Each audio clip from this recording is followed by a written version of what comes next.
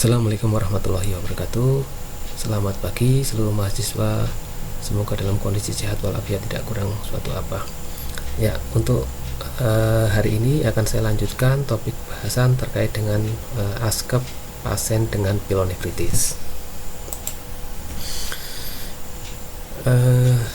Secara umum, yang namanya pilonefritis adalah suatu kondisi terjadinya peradangan pada bagian pelvis, sehingga secara umum ini adalah merupakan bagian dari infeksi saluran perkemihan bagian atas.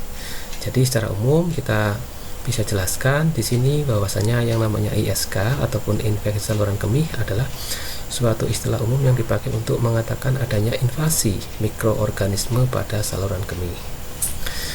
Terus selanjutnya, infeksi saluran kemih pada bagian tertentu dari seluruh perkemihan itu mayoritas diakibatkan karena adanya invasi bakteri, terutama yang paling sering adalah Escherichia coli. Dan kondisi dari ISK tadi itu biasanya diperberat dengan kondisi dari sistem perkemihan itu sendiri. Jadi kalau misalkan pasien tersebut sudah terkena ISK ditambah dengan kondisi abnormalitas ataupun kondisi yang memperberat, otomatis kondisi ISK-nya juga akan lebih parah. Beberapa hal yang bisa memperberat dari kondisi ISK itu diantaranya yang pertama adalah adanya reflux vesiko-uretral. Jadi yang namanya reflux vesiko-uretral adalah suatu kondisi di mana urin yang sudah tertampung di dalam kandung kemih itu akan balik lagi atau naik lagi ke atas karena adanya obstruksi ataupun sumbatan. Beberapa case ataupun kasus yang bisa mengakibatkan obstruksi diantaranya ada pembesaran prostat misalkan, yang kedua adanya obstruksi karena batu saluran kemih ataupun karena faktor keganasan. Yang kedua, obstruksi saluran perkemihan. Ini hampir mirip dengan case yang pertama, kondisi terjadinya reflux. Kondisi kedua memang real terjadinya obstruksi. Obstruksi tersebut bisa diakibatkan tadi, bisa karena faktor adanya batu saluran kemih atau urolithiasis, bisa juga diakibatkan oleh adanya keganasan ataupun adanya pembesaran kelenjar prostat khususnya bagi pria. Yang ketiga, statis perkemihan. Jadi kondisi di mana urin yang seharusnya dikeluarkan lancar dari vesika keluar melalui uretra ini tertahan. Beberapa kasus yang bisa mengakibatkan hal itu diantaranya adalah tadi adanya obstruksi ataupun adanya struktur uretra ataupun penyempitan uretra ataupun adanya batu saluran kemih, terutama batu saluran kemih yang berada di area posisi setelah vesika urinaria. Terus yang keempat, karena adanya pemakaian instrumen uretral baru, contohnya pemasangan kateter. Ini juga salah satu tindakan medis yang bisa memperberat kondisi ISK kalau memang kondisi pemasangan ataupun instrumentasinya itu mengakibatkan kerusakan di area mukosa, baik itu uretra ataupun vesika urinaria. Terus yang kelima, karena adanya septikemia. Jadi adanya invasi bakteri di seluruh organ tubuh manusia ataupun di kondisi di sistem sirkulasi tubuh manusia. Secara umum, etiologi dari ISK itu diakibatkan oleh beberapa hal. Yang paling sering adalah yang pertama, yaitu karena faktor bakteri, dan hampir mayoritas bakteri yang bisa mengakibatkan ISK di sini adalah Escherichia coli. Terus yang kedua, bisa faktornya yang kedua karena faktor jamur ataupun virus, bisa karena infeksi ginjal. Nah, ini infeksi ginjal juga bisa bermacam-macam, bisa karena memang ginjal pasien tersebut mengalami gangguan fungsi akhirnya mengakibatkan infeksi, ataupun karena faktor metabolisme ataupun fungsi di ginjal yang mengalami penurunan dan akibatnya mengakibatkan infeksi di situ. Terus yang keempat, adanya prostat hipertrofi atau istilahnya di sini adalah pembesaran prostat atau istilahnya dikenal dengan BPH, benigna prostat hyperplasia. Itu etiologinya. Dan secara patofisiologi, mikroorganisme masuk ke dalam saluran kemih itu dapat melalui beberapa jalan. Yang pertama, penyebaran secara endogen, yaitu kontak langsung dari tempat terdekat. Jadi itu yang pertama. Yang kedua, hematogen. Kalau hematogen ini biasanya terbawa oleh sistem sirkulasi darah. Jadi misalkan dia itu terkena infeksi di area organ lain, karena yang namanya sirkulasi darah itu menghubungkan organ satu dengan organ lain, ini akan membawa bakteri tersebut ke area target infeksi. Misalkan infeksi terakhir di ginjal ataupun di pelvis yang akhirnya menjadi pilonefritis yang akan saya bahas di sini. Berarti di sini bakteri tersebut akan berkembang di situ yang terbawa dari organ lain. Terus yang ketiga adalah limfogen. Ini dari melalui jaringan limfe kalau yang ketiga ini. Terus yang keempat, ini karena eksogen sebagai akibat pemakaian alat berupa kateter ataupun sistoskopi. Kalau yang keempat ini memang karena tindakan manusia. Dalam hal ini karena tindakan pembedahan misalkan, karena mungkin alatnya tidak begitu steril ataupun mungkin proses di dalam pemasangannya ada masalah ataupun keteledoran sehingga akan bisa mengakibatkan terjadinya ISK di area sistem perkemihan. Selanjutnya, faktor-faktor yang mempermudah terjadinya infeksi saluran kemih atau ISK, yaitu yang pertama adalah bendungan aliran urin. Yang pertama, untuk bendungan aliran urin bisa diakibatkan karena anatomi kongenital. Jadi kondisi di mana memang secara kongenital sistem sirkulasi ataupun sistem perkemihannya sudah mengalami masalah sejak dia lahir. Terus yang kedua, karena didapat biasanya karena faktor penyakit. Yang pertama karena karena faktor obstruksi, yaitu batu saluran kemih.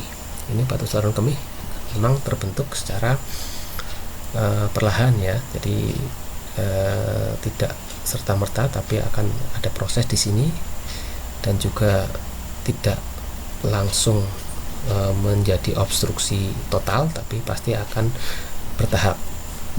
Terus yang ketiga adalah oklusi ureter, sebagian ataupun total.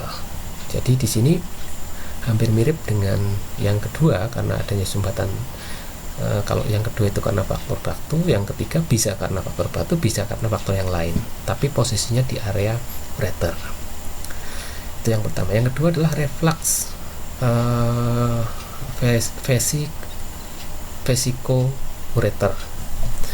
Jadi reflux atau reflux vesicoureter adalah suatu kondisi di mana tadi saya sudah jelaskan, urin yang tersimpan di dalam kandung kemih akan balik lagi ke atas ke organ ginjal karena memang tidak bisa dikeluarkan secara normal melalui uretra karena faktor tertentu, misalkan tadi karena faktor sumbatan. Yang ketiga yaitu urin sisa di dalam buli-buli, karena yang pertama adanya neurogenic bladder. Jadi neurogenic bladder di sini adalah suatu kondisi di mana area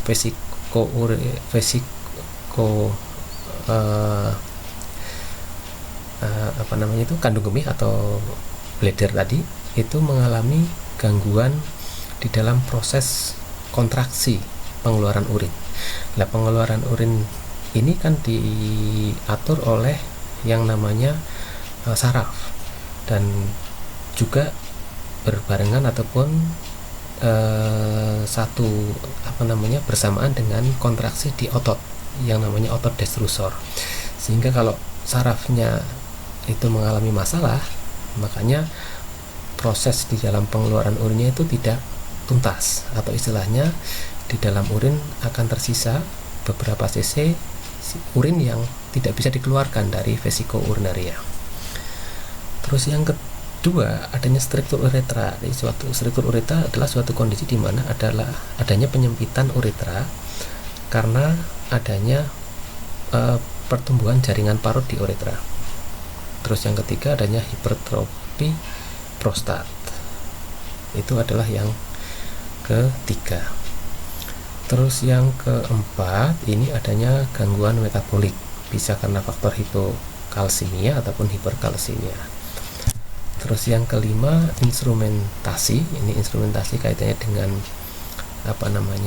proses tindakan medis di dalam sistem perkemihan. Terus yang ke-6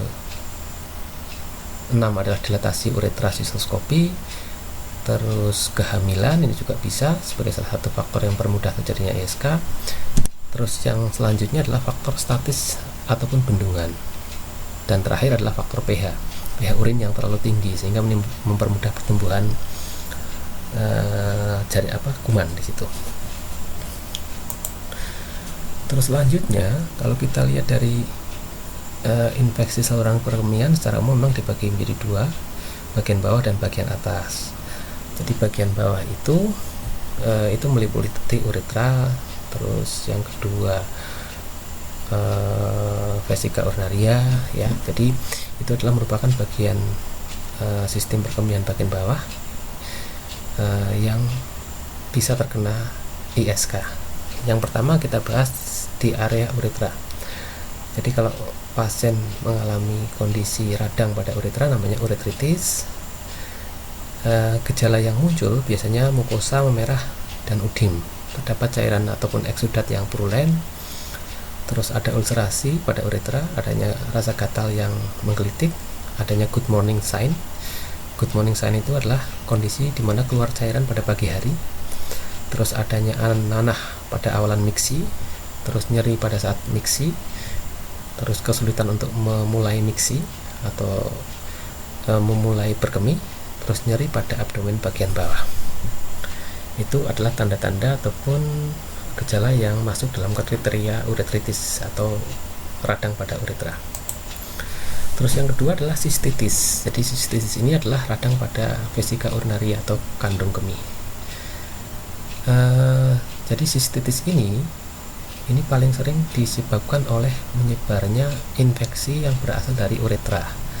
Hal ini dapat disebabkan oleh aliran balik urin dari uretra ke dalam kandung kemih atau reflux uretrovesical ataupun kontaminasi dari fekal. Kontaminasi fekal maksudnya adalah adanya kuman ataupun bakteri Escherichia coli yang masuk ke dalam uretra. Pemakaian kateter ataupun sistoskopi itu yang masuk dalam kategori penyebab dari sistitis ataupun vesika radang pada kandung kemih. Terus tandanya yang pertama nyeri waktu berkemih atau dysuria, peningkatan frekuensi berkemih, jadi seperti anyang-anyangan, jadi sering berkemih, frekuensinya tersering dan keluarnya sedikit, perasaan ingin berkemih ataupun urgensi kalau kita merunut pada pemeriksaan pengkajian sistem urinari, adanya sel-sel darah putih dalam urin, nyeri punggung bawah atau suprapubik, demam yang disertai adanya darah dalam urin pada kasus-kasus yang parah. Itu adalah tanda dan gejala pada kasus sistitis atau radang pada kandung kemih. Nah, ini yang ketiga yang sebagai titik bahasan pada hari ini, yaitu pilonefritis. Nah, kalau pilonefritis itu masuk dalam kategori ISK bagian atas, karena pada prinsipnya yang namanya pilonefritis ini adalah merupakan infeksi ataupun radang pada area pelvis ginjal atau area bagian yang terdalam dari ginjal. Jadi definisinya adalah merupakan infeksi bakteri pada piala ginjal, tubulus, dan jaringan intersisial dari salah satu atau kedua ginjal. Gejala yang muncul itu bisa secara sistemik di sini ataupun lokal. Jadi yang sistemik bisa demam, menggigil, sementara kalau yang lokal nyeri pinggang dan juga dysuria. Itu ada secara umum ada dua, jadi pilonefritis akut dan pilonefritis kronik. Sementara untuk pielonefritis kronik itu memperlihatkan gambaran mirip dengan akut, tetapi dapat juga menimbulkan hipertensi dan akhirnya dapat menyebabkan gagal ginjal. Jadi secara umum kalau kita lihat kasus dari pielonefritis ada dua ya tadi yang saya sebutkan, yaitu akut dan kronik. Untuk memastikan ataupun untuk menentukan kondisi ISK ataupun radang itu bisa digunakan beberapa parameter. Yang pertama adanya leukosuria atau piuria, yaitu terdapat sekitar lebih dari lapang pandang sedimen air kemih. Terus yang kedua hematuria, 5-10 eritrosit per lapang pandang besar sedimen air kemih. Terus selanjutnya urinalisis hitung bakteri itu mencapai 100.000 per mililiter. Jadi itu adalah merupakan indikator dan parameter untuk menentukan adanya ISK. Terus untuk tindakan pengobatan ISK yang paling sering adalah, karena ini masuk dalam kategori radang, berarti antibiotika perlu diberikan untuk membunuh bakteri, baik itu tipe positif, gram positif ataupun gram negatif, karena yang menginfeksi bisa bakteri dalam kategori positif, gram positif ataupun gram negatif. Dan apabila pielonefritis kronik disebabkan oleh obstruksi atau reflux, maka diperlukan penata laksana spesifik untuk mengatasi masalah-masalah tersebut. Jadi kalau kondisi ini diakibatkan karena beberapa hal di luar ISK, contohnya misalkan karena adanya sumbatan, adanya obstruksi, misalkan obstruksinya karena batu ataupun obstruksinya karena benigna prostat hiperplasia, tentunya itu harus ditangani dulu sebelum mengobati ataupun menyelesaikan masalah pielonefritisnya, karena pielonefritis tidak akan mungkin sembuh kalau misalkan hal tadi yang menyertainya tidak diselesaikan dahulu. Terus selanjutnya untuk kasus-kasus dengan ISK setelah terapi ataupun selama tindakan terapi, itu dianjurkan untuk sering minum air putih dan BKAK sesuai kebutuhan untuk membilas mikroorganisme yang mungkin naik ke uretra. Untuk wanita disarankan harus membilas dari depan ke belakang untuk menghindari kontaminasi lubang uretra bakteri feses. Selanjutnya masuk ke dalam konsep dasar asuhan keperawatan pada pasien dengan ISK, dalam hal ini pielonefritis. Yang perlu didapatkan jelas identitas klien, terus penanggung jawab ya, terus riwayat kesehatan, riwayat infeksi saluran kemih, riwayat pernah menderita batu ginjal ataupun yang lainnya, terus riwayat penyakit DM ataupun jantung ataupun yang lainnya. Terus pemeriksaan fisik, pengkajian fisik, palpasi kandung kemih seperti yang kemarin yang tadi saya berikan untuk pengkajian keperawatan. Terus infeksi daerah meatus, warna, jumlah, bau, dan kejernihan urin, serta pengkajian pada area costovertebral angel atau costovertebralis, yaitu di daerah punggung belakang, untuk mengidentifikasi adakah pembengkakan di area costovertebral dengan cara melakukan perkusi. Nanti untuk visualisasinya bisa saya akan tampilkan. Terus riwayat psikososial dari usia, jenis kelamin, pekerjaan, pendidikan, persepsi terhadap kondisi penyakit, mekanisme coping dan sistem pendukung, serta pengkajian pengetahuan klien dan keluarga, pemahaman tentang penyebab penyakit, pemahaman tentang pencegahan dan perawatan serta terapi medisnya.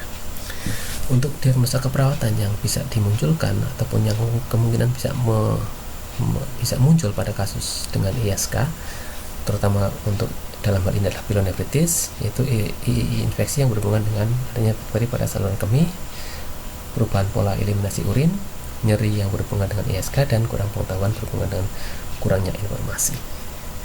Oke, demikian tadi untuk materi tentang ASKEP pada pasien dengan pielonefritis. Terima kasih. Assalamualaikum warahmatullahi wabarakatuh.